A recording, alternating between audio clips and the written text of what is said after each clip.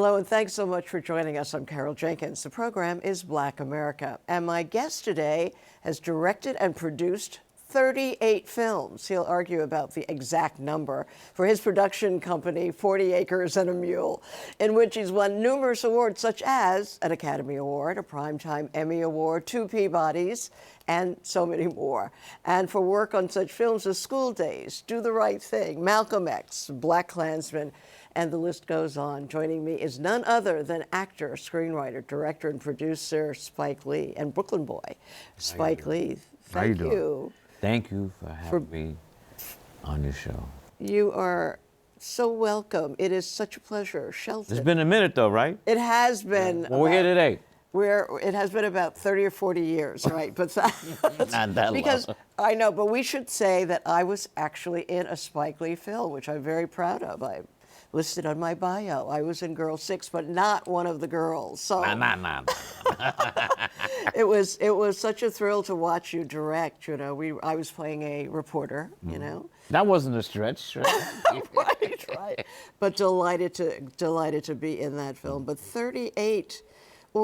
And you like to distinguish between feature films, documentaries, television. I have not done 38 feature films, but if you combine feature films with documentaries and stuff I've done for TV and cable, you know, I think that might be a correct number. Right. But I don't count. Right. Well, you know, Audra, the producer director, and I were just at the exhibit at the Brooklyn Museum and bowled over by the expanse. It's speaking to your creative sources. I use the word, my dear, I used to say pantheon. The pantheon. Whether it be sports, politics, photography, painting, cinema. Absolutely. And the influences being Brooklyn, basketball, music. That's in there too. Brooklyn's definitely in the house, as they might say. I know. Audra and I sat on the stoops. You provide a front stoop there for people to visit. But the collection of things, and not only your family photographs, you know, which are just beautiful to see. Thank you.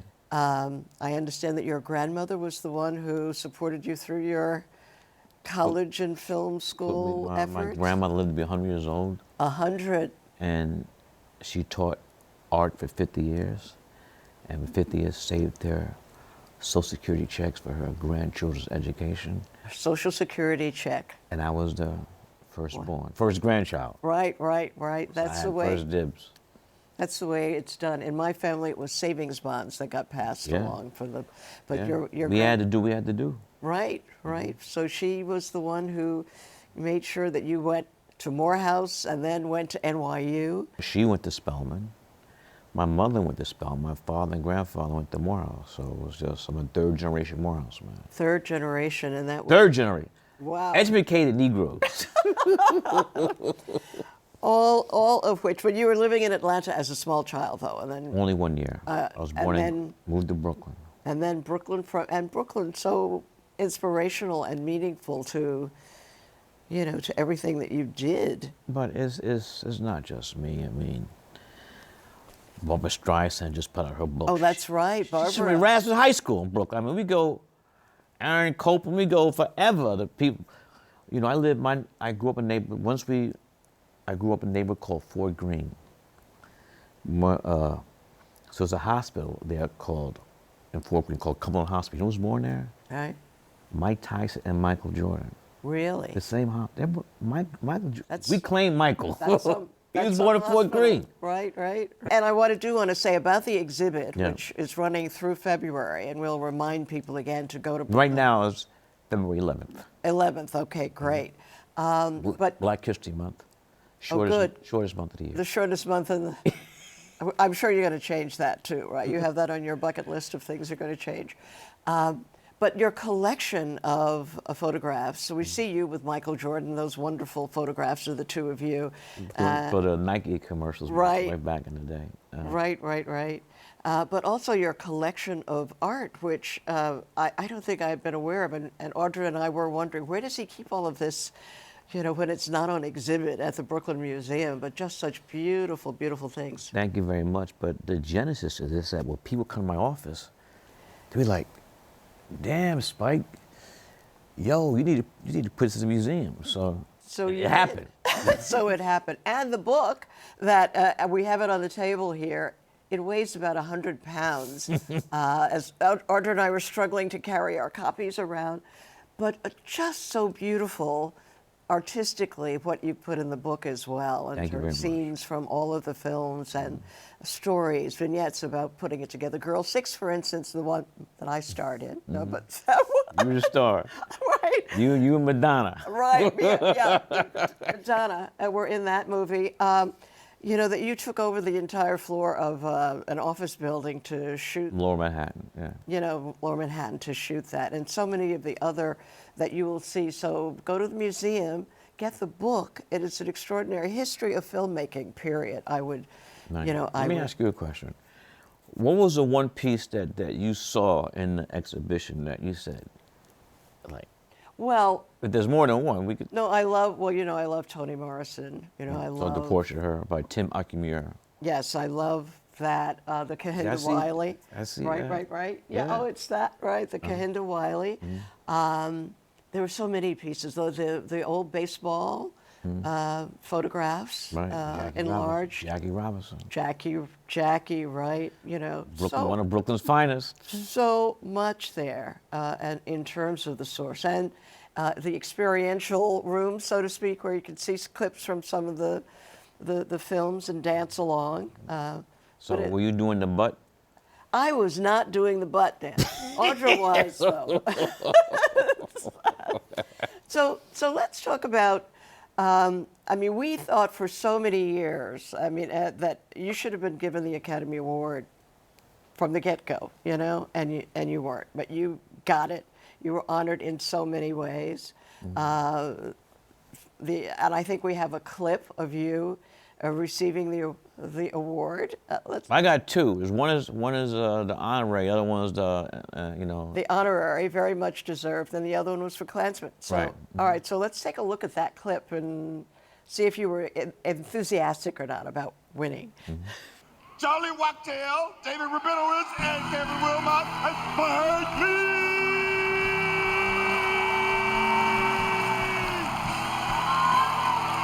This is the first Oscar nomination for Charlie Wachtell, David Rabinowitz, and Kevin Wilmot. It's the first win and 5th nomination for Spike Lee.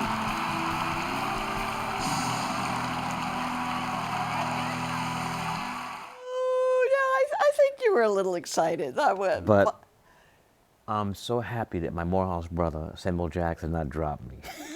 That wasn't planned to jump up into. That was not Sam. yeah. The house, Morehouse. Right.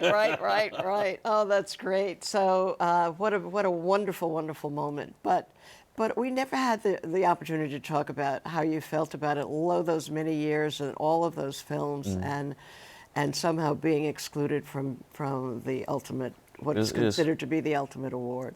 Denzel was over my house the other day, and we were, you know, he's felt that. We're too. talking about Denzel Washington. Denzel you know, Washington. First name basis for Well, Malcolm you're X. lucky. You're lucky I didn't say D. We call him that too. You're like, Spike, who's D? Right. But and Denzel and I share this. The work we do is not driven by awards. We love what we do. We're committed artists. But at the same time, we know historically, black artists are not recognized. Black people in general for our genius. So Denzel and I are not the first black artists got looked over. Just, you know, you look at the Grammys, the Emmys, and we go on and on and on where we're just overlooked. So there's a long tradition of that. And the thing is that, for example, when I was nominated for the first nomination for the screenplay to Do the Right Thing, Do the Right Thing didn't even get nominated for Best Picture. Danny Ellen got a nomination for Right. Sal, Right. but no one's watching Dry Miss Daisy now.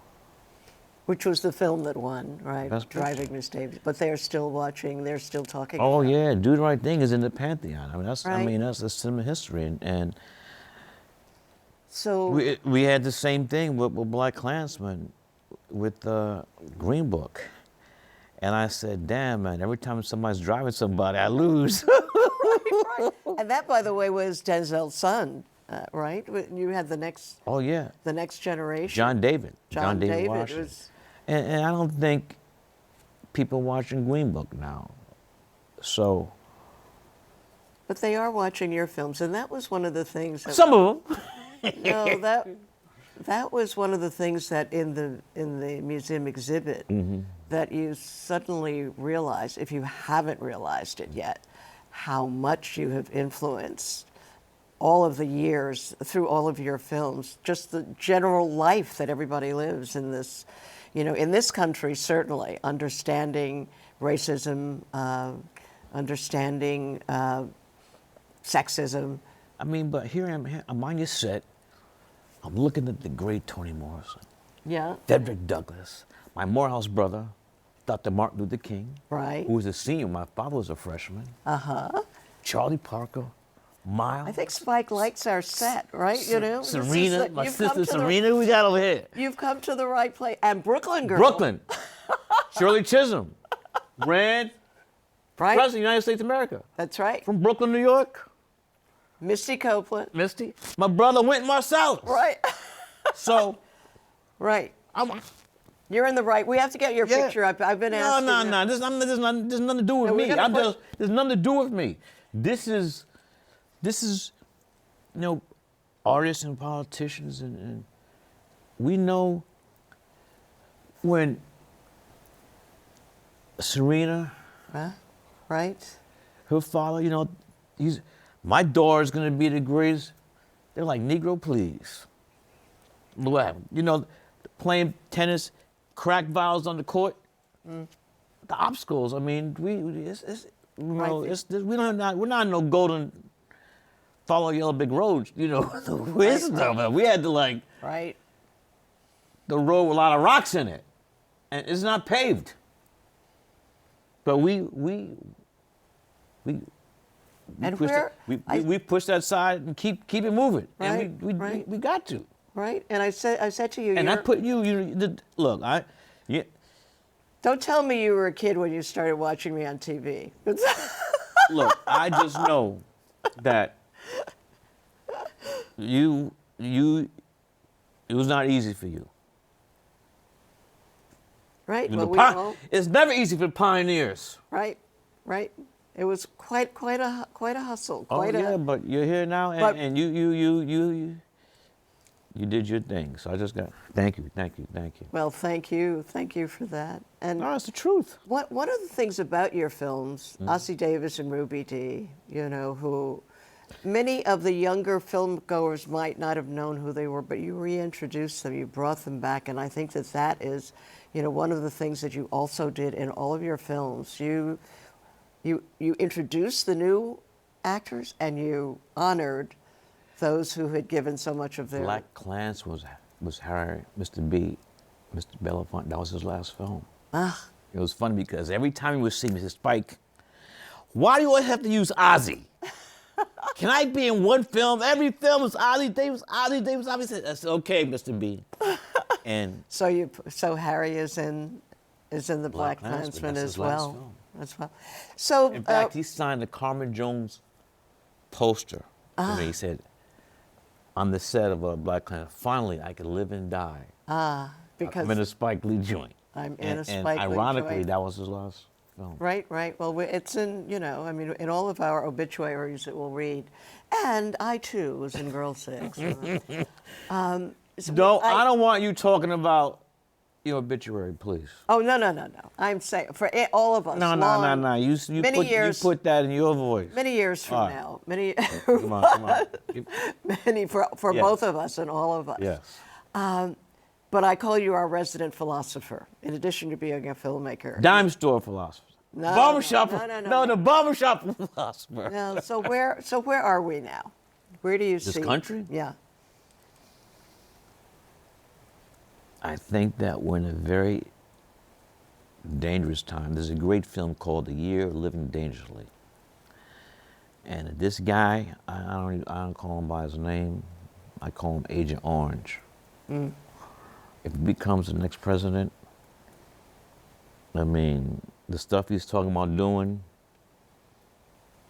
I mean, it's gonna be like locking people up left and right, trumped up charges, and not gonna be a good look. So this is the year of living dangerously for this country. Yes, and you can only, you could take polls, take them or leave them, but some of those numbers don't look good. And their numbers are very alarming. That number of black men that polled, saying they're going to vote for this guy. I don't understand that, right? I don't know. Well, there's this false narrative. You let black folks out of jail, and all this stuff, but he has no love for black people anyway. So that's been demonstrated. So right. So what do we do? I don't know. I mean, we got to vote, but of all of your years, and you've covered, I mean, the four Birmingham girls. Yeah, the four little girls. That was a treacherous time. Right. How do you compare that to this?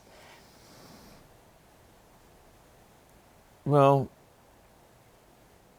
black people still being killed in the streets by police enforcement, and as Colin Kaepernick always says that, you kill some black person, get 2 weeks leave. We're just in, the country's very divided, and people forget like January 6th was like 20 years ago. Those guys and some women tried to overthrow the government of the. Can you imagine if those numbers, if those people outside were black? Right, we've always talked about that. It would be a totally different, totally different story. Oh, people be dead. We would have buried a whole lot of our sisters and brothers if we ever attempted to take over the United States government like that. So, but that's not in us. That's not who we are. So we gotta mobilize. It's just this election's around the corner. Going to start. The whatchamacallits in soon. Right. So What's the thing I'm talking about? In Iowa. The primaries. Yes. Yeah. Yeah, not the whatchamacallits. The primaries. So it's good. Your fans would be very upset with me if I didn't take you through some of your films and have you talk about them. The first one that you shot for $175,000, is that? She's got to have it. Right. And my grandmother gave me the seed money for that. Your grandmother then gave you the seed money for that film too, in addition to, and so you had the 175, and it made $7 million. $8 million. Yeah. Every time. But who's counting? You're funny with the numbers. $8 million. So that was your first feature film. Feature film, and then, School days just the pure push, the energy that you had. I mean, that everybody. We shot that in 12 days, 2 6-day weeks. 12 days. 2 6-day weeks. Right. So did you know then that this is the beginning of an unequaled career in terms of filmmaking? No, I wasn't looking. Look, I don't have the crystal ball, but I knew in my heart that if I could get this film made, there will be, the door's not wide open, but it's a little crack, so I can go in there. And so she used to have those independent film, and after the film, any time an independent film makes that type of numbers, the studios start calling. So the next film was School Days, which is really my 4 years of Morehouse jam-packed into homecoming weekend. Right. Fabulous. And after that was the Juggernaut, Do the Right Thing, the hottest day of the summer. We shot Do the Right Thing on one block in Bedford-Stuyvesant, Right. Do or Die, Bedside, Do or Die. And Do the Right Thing is the only film that has a street, avenue, boulevard named after in the history of New York City. Do the Right Thing Way. But that's what I mean about influencing our lives, you know? I mean, they were changing street names and Hey, that wasn't they. attitudes. I mean, I didn't ask for that. They just said we want to name this block. This is historical. Right. Name this block Do the Right Thing Way. Talk to us about Malcolm X, because you're celebrating, That was marking an that was the anniversary film. of that. That was the film that had the most pressure on it. Because everybody went there like, Spike, don't mess this one up. Don't mess this one up. So Denzel, everybody in front of the camera, behind the camera, knew how important this was.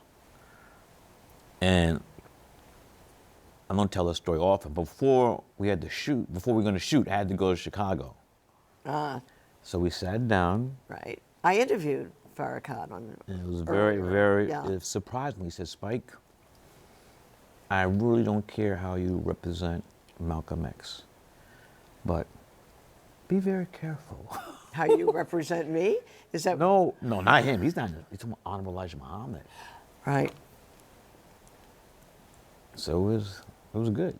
So you were good. You understood that. Oh, I mean, look, I don't want. I would have been remiss not going to visit, getting on a plane, sitting down with the minister in Chicago. If Right. It was a responsible thing to do. And And in my office, I have a letter saying how much he liked the film. so now the anniversary, we were just at when you were honored by the Shabazz family at the center, and it was the anniversary. How has life changed in the 25 years? Is that what you're marking of the making of that? Oh, I don't know. I know next year will be the 30th anniversary of Do the Right Thing by. 30 of June. Oh yeah, so it came out in '92. So Yeah. yeah, this is Right. right. Those, I mean, Do the Right Thing, and I mean, people still watching those films today, and those true films being taught in schools. I got a lot of flack for telling black parents to take your children out of school when the film opened. In fact, Honorable Mayor David Dingus criticized me. I remember being I went to public school here in Brooklyn from kindergarten to high school, John Dew High School in Coney Island. So I remember in 5th or 6th grade, the whole class went to see Gone with the Wind. So if there was a class trip to Gone with the Wind, we do the same thing. Take them out of school, send them to There's plenty of times where the class trip you went to a movie. Right. I mean, the black kids didn't like that movie so much because of representation, you know. So Hattie McDaniel and Butterfly McQueen, they had no other choice. But, Right. you know, we weren't primed to, Right. at that young age, to see the imagery. So the Library of Congress has selected several of your movies. 4. Who's counting again? You know, I'm it's like- counting. Tell us which 4 they have there. She's got to have it. Right. Do the Right Thing. 4 Little Girls. Is that Malcolm? Is it there? And Malcolm X. Right. Yeah, I would assume that's quite an accomplishment. 4, the Library of Congress. So talk to us about filmmaking.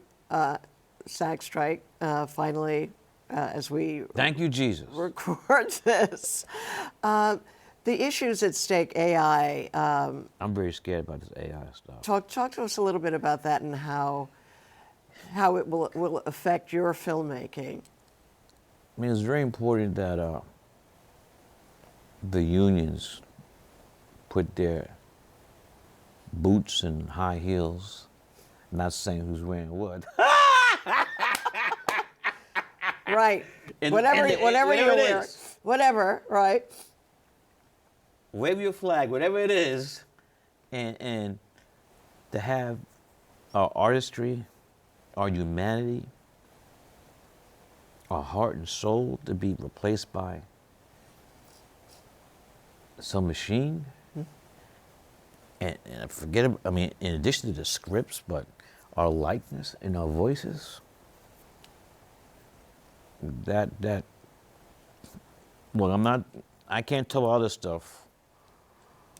You know, AI being able to control nuclear bombs and stuff like that. But I'm leaving that stuff to somebody else. I'm talking about in the arts. Right. AI is, and then education. Do professors and teachers have some mechanism that can tell that this term paper or admission letter was written by that individual or a computer? So we need to be wary. And Oh, you yeah, think the I'm- deal? You think the deal is a step in the right direction at any rate? Yes. But I'm not. I know they're going to say their benefits, but Right. as far as film, TV industry, you even say publishing.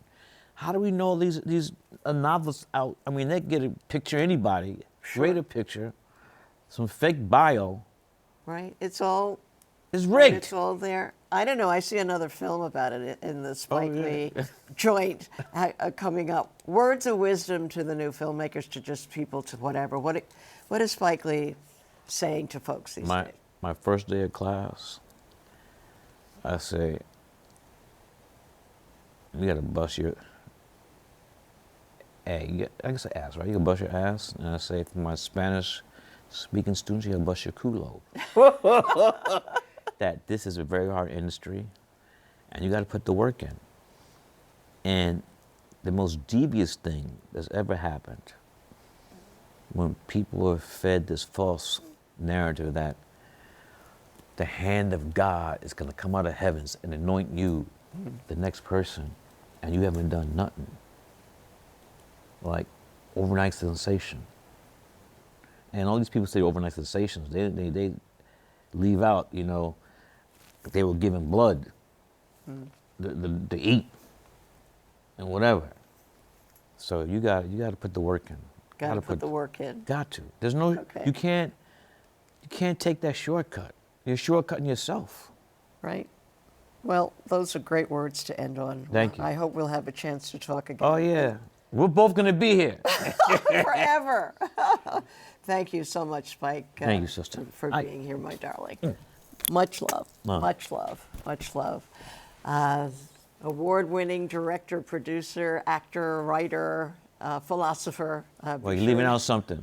You list all these things, but what about the Knicks? The next show we have to do only Spike and the Knicks. Yes, maybe we get Walt Frazier or Earl the Pearl, Oh. Bill Bradley. Oh, great. Let's do that show together. Yeah. Okay, it's a date. Thank you. Be sure to check out the Spike Lee Creative Sources at the Brooklyn Museum. It'll be open until February 11th in 2024. A must-see. So much to be proud of, Spike. Thank you for spending time with us, and thank you all for spending time with us, too. I'm Carol Jenkins. The program is Black America. We'll see you the next time.